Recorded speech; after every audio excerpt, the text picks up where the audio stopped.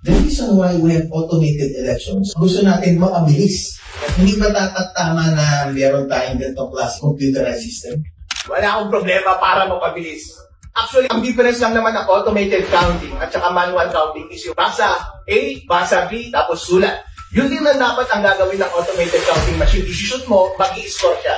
Ang problema kasi kapag automated counting machine, parang basketball. Pero hindi mo alam yung running score. Malalaman mo lang after 7 p.m.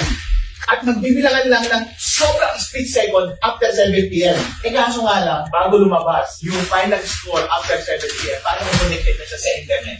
At walang alam ng final score at nabago na yung final score. Hindi na yung makina ang nagbilang. Ang nagbilang ay yung hacker. Kapag ikaw gusto mong magdaya this election nang walang may alam, ito ang gagawin mo.